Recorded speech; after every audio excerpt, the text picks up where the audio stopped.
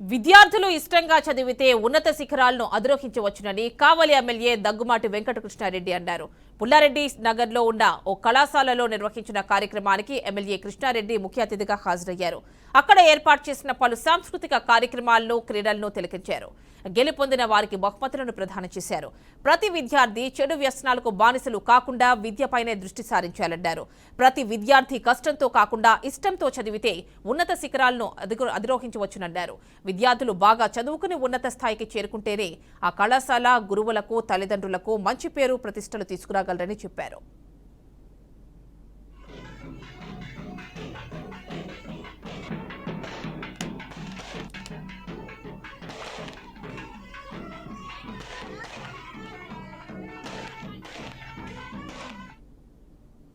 విద్యార్థి దశ చాలా గొప్పది. ముఖ్యంగా విద్యార్థులుగా మీరు ప్రైమరీ దశలో, ఇంటర్మీడియట్ వ్యవస్థలో, సెకండరీ ఎడ్యుకేషన్ వ్యవస్థలో ఈ రోజు మీరున్నారు. ఇది నిజమైన దశ.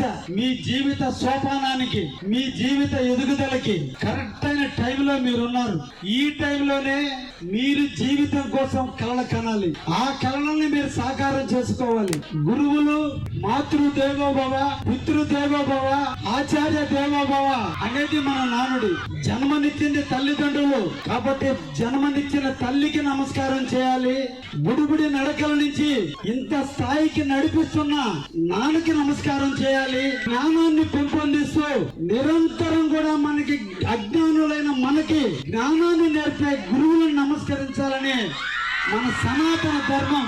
దేవుడి కంటే, మిగతా వ్యక్తుల కంటే ఈ సమాజంలో తల్లి, తండ్రి తర్వాత గురువు అంతటి ప్రాధాన్యత